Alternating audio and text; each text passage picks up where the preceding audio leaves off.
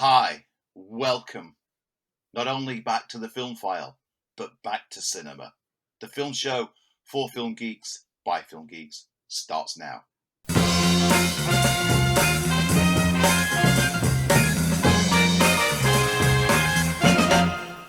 Hey, and we are back for another FilmFile podcast.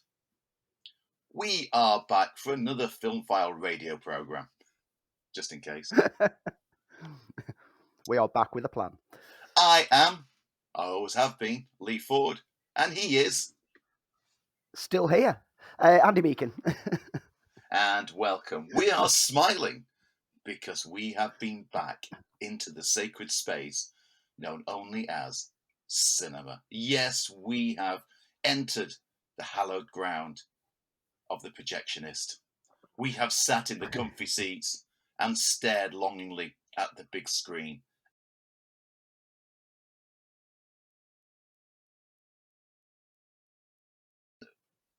When Andy and I plan our deep dives, we discuss and we talk about films that we really want to talk about in detail.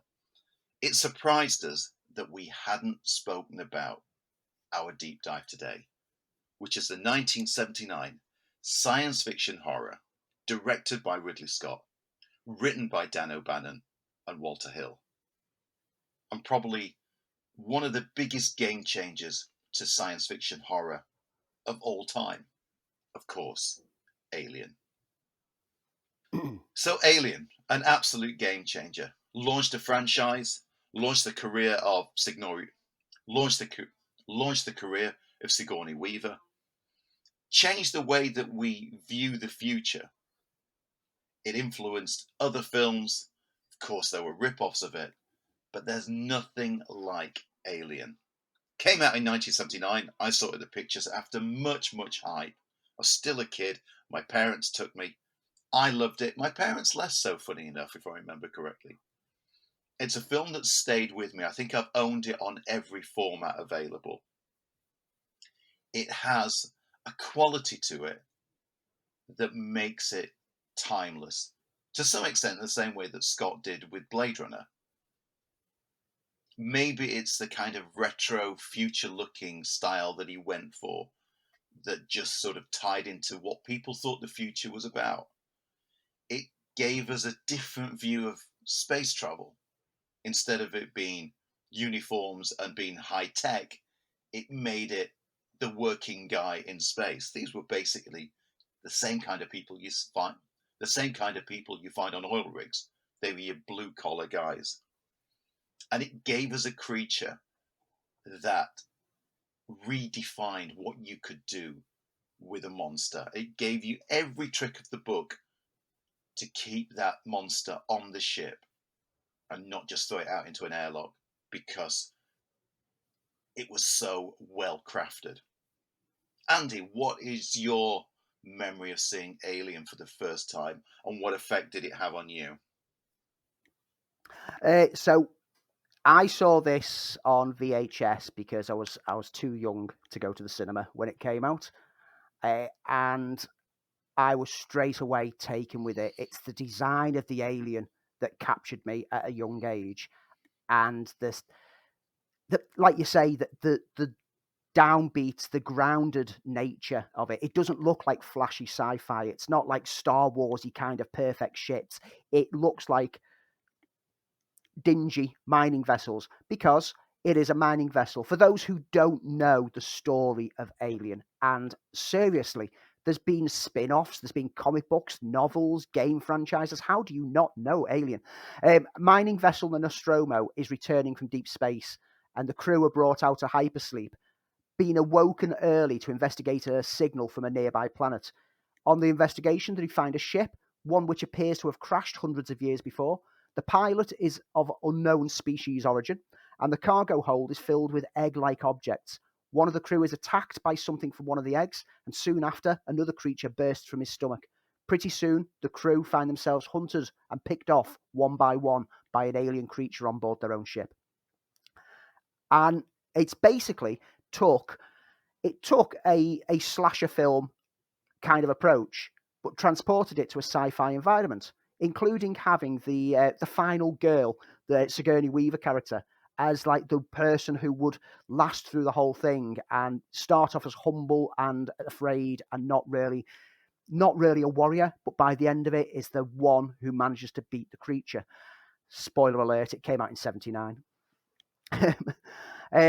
But I just remember just being captivated by it, and it became a regular rewatch. I wore out VHS tapes of this so many times, watching for those key moments, and the key moments are marvelous moments. The chest burster moment. I was aware of the chest burster moment before I actually saw the film because it was everywhere. I mean, even Spaceballs did a spoof version of it.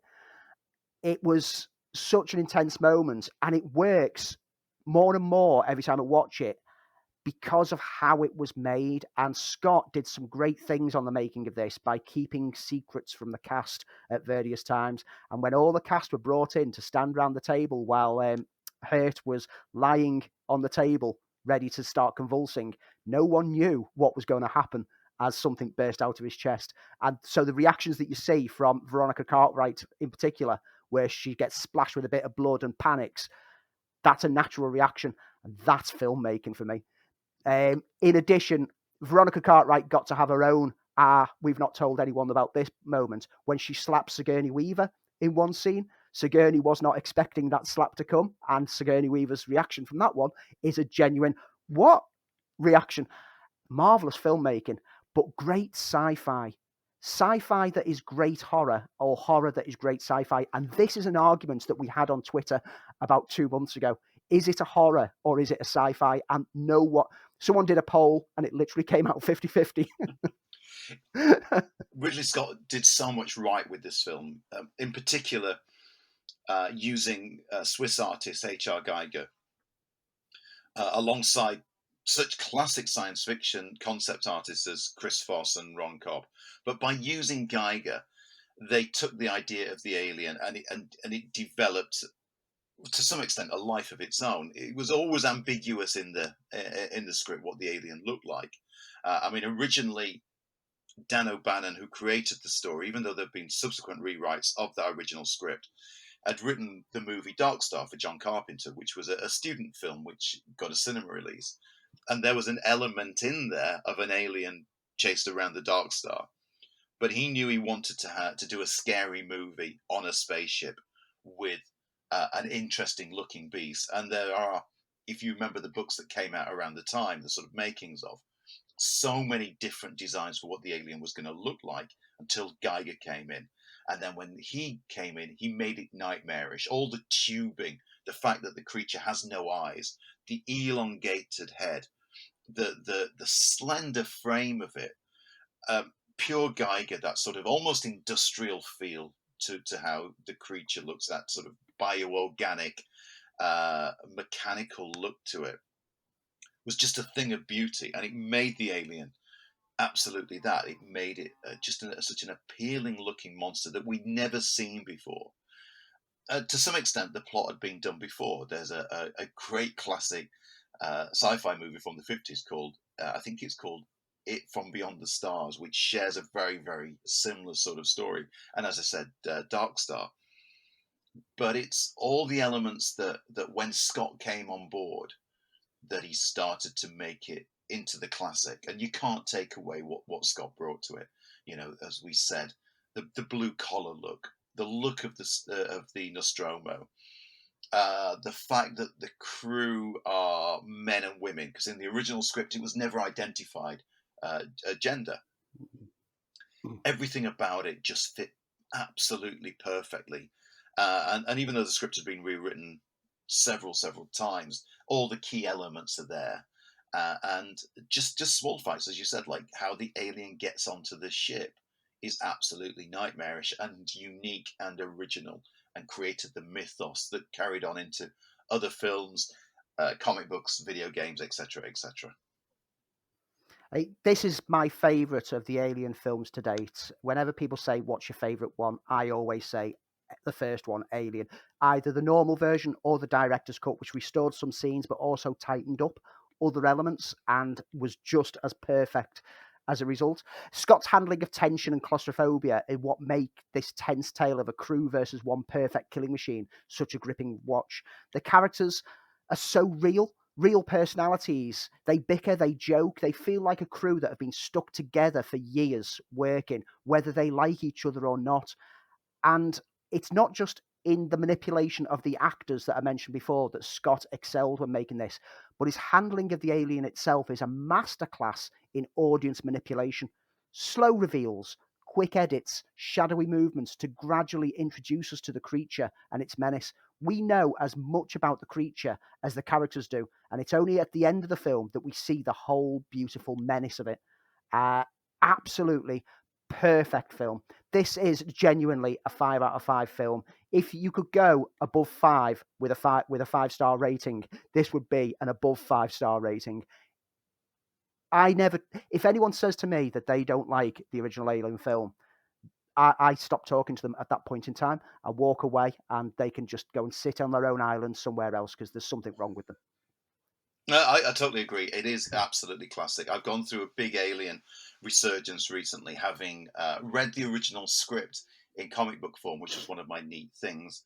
And you see how many of the ideas actually held over. And the flip of that is what Scott and Walter Hill brought to it by making it much more streamlined. The fact that just the look of the movie is timeless, and we now think of the future and commercial space travel to look like the Nostromo and that world. It's absolutely superb. You can't talk about Alien though, but you cannot just talk about Alien without talking of how the franchise developed. Because a few years after that, the film was of course, a massive success for 20th Century Fox, and on the back of Star Wars, they saw that there was a possibility of a sequel. And a sequel happened, of course, with James Cameron's Aliens, which the smart thing that Cameron did right from the get-go was to take the film away from the haunted house in space and become a very, very different feel for the movie. Love it or like it, it is a classic. It goes in a completely different direction, but it opens up the world and the schemings of the industry behind Alien, which to some extent became as much a monster in later films as the alien itself. Andy, your thoughts on Aliens first before we talk about how the series developed. As you say, Cameron took a completely different approach, and it makes Aliens possibly one of the best sequels ever made to a film because it doesn't feel exactly like it's repeating the first film. It feels like it's growing out. It's growing into a different area. Ripley is found drifting in space decades later, ends up being sent back to LV-426 with a squad of Marines when a colony established to terraform the moon there goes silent. Thus, the film becomes a military might film, action, an abundance of alien menace. We also get introduced once again to a great bunch of characters that have become iconic and legendary in their own way, even those with only 1 or 2 lines still stick in your memory. You've got Vasquez, you've got Drake, Burke, Apone, the sharp lines of dialogue and biting insults thrown about between the squad. Again, like with the workers who were stuck together for years, you genuinely feel the camaraderie and the banter of a squad that have worked in perfect synchronicity for many, many missions and always held out. And now they're up against a menace that they have no idea about, and that's when they start to fracture. Hudson, played by the late, great Bill Paxton, stands out immensely, as does Hicks, played by Michael Biehn, who both are polar opposites. One is the hothead private, the other the quiet and reserved officer material, and they form the heart of the squad. The Sigourney Weaver's Ripley kind of links herself closest to. Lance Henriksen is along as an android called Bishop, which causes a bit of tensions against Ripley, who has distrust after the first film. And there's one survivor of the colony, the young girl Newt, played by Carrie Henn, that normally when you cast a kid in a film, you guarantee that it's going to not work and it suffers. But she is marvelous, and she becomes the fighting spirit of the film. She's the one who's not afraid while the soldiers are starting to panic. The film is packed with action sequences, characters, effects, and so much more, but it never feels bloated. The pacing has a slow build, it draws us into the tension, and then it flips us back into the action. And at the same time, the biology of the Xeno is explored more, and the society of the Xeno. We discover where the eggs come from, we discover the hive-like nature of the species, and we discover the alien queen. It really does stand up. I mean, before we talk about where the franchise left, Alien is such a cerebral film, and that's what lacked in further sequels. The characters are engaging and, as you said, real. Um, and while there've been some good takes, clearly Aliens is a great movie. What always lacked for me, and even in Prometheus, strangely enough, that was that thinking behind it, that intelligence behind that film that made it unique. David Fincher was brought on board to direct Alien 3. That had gone through many, many rewrites. Again, Dark Horse published a William Gibson version, which was an intriguing take. And the idea with a say again. Gibson's version, he described himself as space commies hijack alien eggs. Big problems in Mole World. It's not a bad take, and there were many different variations on where Alien 3 could go, and the idea was always to bring in a new up and coming director. Remember that Ridley Scott had only really made one film before Alien, and Cameron had only really made Terminator at this point. And David Fincher was on the rise as a filmmaker, and he'd been responsible for some very cool looking music videos. But and I've got some love for Alien 3. It was tampered with in the script stage. It was tampered with on set. It was tampered with by Fox and the producers, and feels a very disappointing third entry into the films. Even though it's got some interesting takes on it, it is all over the place. There is a work print available on one of the box sets, on the Blu-ray box sets, which gives you a look at where the film could have gone, but not enough to save it, to call it a classic. And then we had Jean-Pierre Junot's Alien Resurrection, which really did put the nail in the coffin. Again, not a bad script, interestingly written by Joss Whedon, but it was the wrong director for that particular film, and it felt as though at that stage that the franchise had gone far too far. Do you want to jump in on? Sorry. Both Alien 3 and Alien Resurrection, there's elements of both that I really love. I love the fact that Alien 3 stripped back to a one alien versus a colony approach again.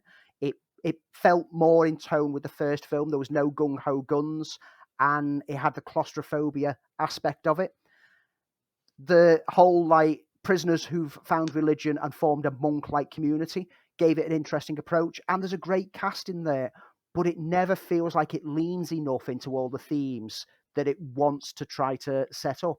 And then Alien Resurrection, yeah, I've got a load of love for Junet's previous work, Delicatessen City of Lost Children, and he brings the visual style of those films to the Alien franchise, but the story itself, it doesn't quite know what it's doing. It's basically Sigourney Weaver's playing Ripley again, but she's now been cloned from contaminated blood, which has mixed her DNA with that of the alien queen. So she's got superhuman abilities.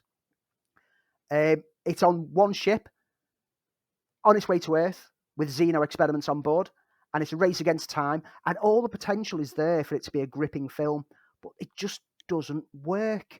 There's moments that stand out. The biggest standout moment is we get to see aliens swimming underwater, which was completely unseen up until that point. We didn't realize that they could breathe underwater, and they would be the perfect hunting machine on all land, sea, or whatever. But the film's a muddied mess. Junet's quirky style doesn't sit well with the story. But as bad as 3 and 4 would be, and how it's poorly received, it went worse because we got the Alien versus Predator series. Yeah, and we mentioned these the other week when we talked about Predator, and I have, as I said at the time, a little bit of love for the very first one. After that, it went completely off the rails. didn't find the audiences, thankfully, and we never got a third one. What we did get was Ridley Scott returning with Prometheus, which was a kind of a sideways Alien sequel, which explored around the world. Sorry, which explored kind of the backstory of Alien. It always felt like the missing Star Trek episode to me, rather than Alien film. It had something to the mythology that suddenly the good work, and I was ultimately disappointed with Prometheus, but the good work that it did do went right out of the window with Alien Covenant, which is disappointing on every level. Disappointing as a Ridley Scott film because it doesn't even look like a Ridley Scott film. It felt like an attempt to shoehorn Alien back into something which could have been much more interesting, and is an absolute mess of a film, and really did put an eventual nail in the Alien coffin. Yeah, Prometheus and Covenant are prime examples of that past decade of Fox executives clearly interfering too much with big budget projects. Prometheus harbours some grand ideas. It explores themes of the series, but it wasn't intended to be a direct Alien film. But Fox, being Fox, wanted it to be an Alien film. Scott obliged and gave us a film that it's strong in general concept, but suffers from actually being an Alien film. There's themes of creation and destruction from the engineers' manipulations of life, which were interesting enough without forcing a third act alien menace into the mix. And then on the next film, like you say, we all hoped it would pick up on the themes that it had established with David and Elizabeth's quest for truth. It simply skipped the interesting parts. We only got offered it in a brief flashback story and a few online viral videos as to what actually happened between the two films. Instead, it delivered an underwhelming Alien film with a heap of continuity issues for the whole series. Scott has said he wants to go back and return to the story again. And on the most recent reports, there is something in a kind of development, although it's uncertain whether it's going to pick up from Prometheus and Covenant or be something completely new. And last year, as we've already spoken a few times, Noah Hawley was announced as developing a TV series for Disney Plus with Ridley Scott on board to help him come up with the concept and the ideas. And this series will be set for the first time on Earth. The very first time that the franchise has come home and put the alien menace amongst mankind. That looks very intriguing. Also, as a missed opportunity, there was the new Alien film that was going to be developed by Neil Blomkamp, that looked as though it was taking us back to Ripley, and basically skipping Alien 3 as a sequel. But that got turned over for Alien Covenant, unfortunately, and all that exists is some very intriguing production art. But a good Alien, you can't keep. But I'll start that again. But you can't keep a good Alien down. As you said, there's the proposed TV series, and sometime in the future, there will be another Alien film. Will it be any good? Only time will tell. But you cannot go wrong by returning to the classic Ridley Scott Alien. If you're not familiar with the 1987 film Near Dark, if you're not familiar with I'll start again. If you're not familiar with Near Dark, that may be because it got overshadowed by Lost Boys. Now, we have some love for Lost Boys here at FilmFile Studios, but there's something about Near Dark. It's everything that Lost Boys isn't. You think about the humor in Lost Boys, it's not in Near Dark. You think about the way that vampires are portrayed in Near Dark, they are ruthless. And because of Lost Boys, I believe it performed poor. I'll start again. And I think because of Lost Boys, it performed poorly at the box office when it came out. But over the years, and after great critical reviews, it's now a fully formed cult. I'll start again. It now has a fully formed cult following. The plot follows a young man in a small Midwestern town who becomes involved with a family of nomadic. I can't speak. I'm getting that tired. The plot follows a young guy in a small Midwestern town who becomes involved with a family of nomadic vampires. It's part Western, part horror film. It's all gory and it's all shades of fabulous. Andy, what do you think of Near Dark? I rewatched it a few days ago because the last time that I saw this must have been back end of the 80s. I must have been like 18, 19 years old at the most when I last saw it. So whilst I had a memory of it, because when I did see it back then, I rewatched it so frequently with me and my buddies because we just loved the whole style of it. This revisit, I worried, like you said, would it hold up? But man, I was just dragged, kicking and screaming into that dark world that these vampires inhabit. Like you say, the film was released around the same time that vampires were becoming popular in the movies again. But whereas films like Lost Boys played the allure and romanticism of these creatures, Near Dark plays the darker aspect a lot more. As immortal creatures, these are creatures that see humans purely as food. And so the gang that Caleb ends up riding with are not altogether pleasant company. May is the only one who seems to hold some shred of human compassion still within her, and she's the one who he connects with. I'd completely forgotten that it was Adrian Pasdar who played Caleb in this. Yeah, and he's so darn young, isn't he, in it? He's so young. Yeah. As soon as it started off, I was like, where do I recognise him? It's like, oh, he's in Heroes. Oh, wow. And that's when it all fell in. Marvellous. Like, he's marvellous within it. And he's our entry point into it. The film wastes no time in just putting him straight with May. She bites him. He starts to change. He gets taken by this family who initially want to shred him alive and kill him. They think that he shouldn't have been left alive. But May defends him. And so they give him a chance to prove that he can be as bad as them. And that's what the film is. It's an exploration into, if you're a mortal vampire and can get away with pretty much everything, what's stopping you? They travel from town to town. They swap vehicles so that no one can keep on their scent. They sleep during the day in whatever warehouses, hangars, etc. they can side up in. And they taunt each other, and they taunt humans around them, and they relish the nastiness of themselves. The cast.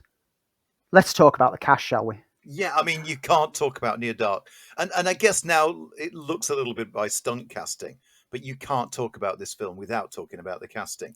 And the way that ties into James Cameron's Aliens. So you got Lance Henriksen as Jesse, the mysterious and rather dangerous, edgy leader of the pack.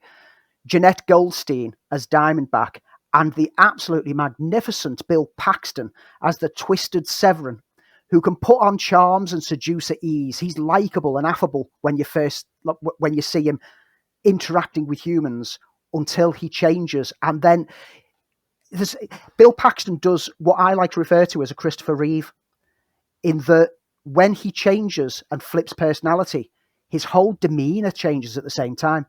He's so damn terrifying and so damn charming within two different scenes. Even when he's about to annihilate a group of rednecks in a bar, he's almost lovable in a way that you think these people are going to suffer. There's so much tension in it. It's now a classic bar scene, and there's so much tension of it, and most of that is around Paxton's performance.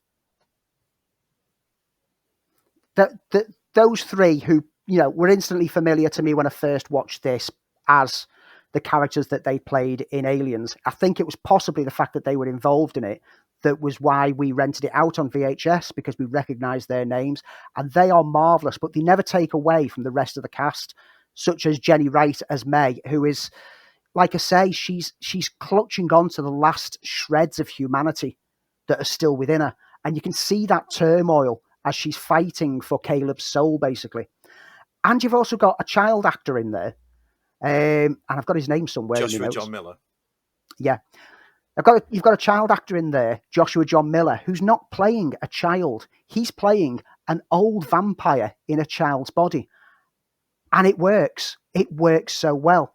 The film takes us on a really twisted, dark journey of nomad travellers.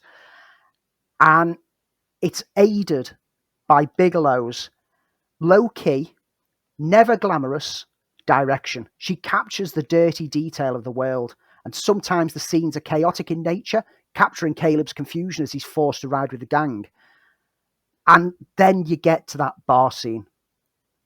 The key bar scene is possibly one of the best scenes that I've seen in a vampire film ever, because it goes from being jovial and flippant when they first enter, and by the end of it, you are terrified as to what's going on. You are more terrified than the inhabitants of that bar who are getting picked off in front of each other one by one. It is brutal. But like you say, at the same time, as Bill Paxton's being brutal he's playing with his food, basically. Yeah. That's what he's doing. He's playing with his food. And in the same way that you might play with your food on your dish when you're not that fussed about eating, but you're going to eat anyway, that's what he's doing with human lives. And it's horrifying. I think it's let's start that again because it was all over the place. It's one of those films which is, as I say, it's found its cult. I'll start again because I don't quite know. I know where I'm going. I just want to what I'm saying. It's a film that found a cult following. It's a film that's often overlooked because of, I think, it was a female director, and Catherine Bigelow, who of course went on to bigger and better things, and at the time was dating and later married James Cameron, hence the Aliens connection. But I think it's when people list great horror movies, they have a tendency to miss this off, and I think it's because it was directed by a woman. She just proves that she can hold her own, as she has in every other film she's ever made, with anyone. And that's why when other films came out, like Lost Boys and Fright Night, this stands the test of time. Okay, it does have that 80s aesthetic, and it was made then, so why not? But it's such a strong second movie. This was only her second film. Mm-hmm. Everything that she brought to Point Break, everything she brought to The Hurt Locker, started with this film. It's tense. It looks great. It looks $1 billion. It's a fabulous, fabulous movie. Absolutely, still to this day, I love it because it has a timeless quality. I know they've talked about remaking it, and there was even talk of a sequel at one point. But it just holds a special place. I'd hate for them to remake this one in the same way I would love them to remake Highlander, because it is just pitch perfect. Yes, you can say Tangerine's Dream does date it, and some of the style has that sort of MTV look, but plot wise, casting wise, and what it brings to vampire mythology and vampire movies, the fact that it's a Western ultimately is just a superb. It makes a superb classic movie. It's interesting that initially with the casting as well, there was going to be a fourth member of the Aliens team involved. Caleb was initially penned. It was initially hoped that Caleb would be played by Michael Biehn who'd worked with Cameron in not only Aliens, but also Terminator. But after reading through the script, he didn't get it. He couldn't follow the story. It wasn't his cup of tea. And so he just respectfully backed away from it and just said, cast someone else because I don't think I can get this role. This was perhaps the very first film that I saw of Bigelow's, but it took until Point Break before I started to recognise her name. But I definitely became a fan of her work from this film. Just, I didn't realise I was a fan of her work. I wasn't aware that it was a female director until later years, when looking back through to see what Catherine Bigelow had been making through her life. And I was like, oh, I hadn't realised that was her. And I think, like you say, that it probably gets overlooked because it's a female director. I think that's why you should never really focus on who's making the film, because Catherine Bigelow has never made films that seem inherently female-led. They never seem like they're made for a target audience. She makes films that she likes to make. She's a skilled director, and her skill, you can see, starting to be refined in this film. You can see the elements that she will bring to future films in this film, and it's well worth tracking down as possibly one, like you say, one of the best second films of a director's career that you can get. So if you've never had a chance to see it, the film is near dark. It's weird, it's beautiful, it's gory, it's gorgeous, and it's one of the best and clever vampire movies that you will ever see.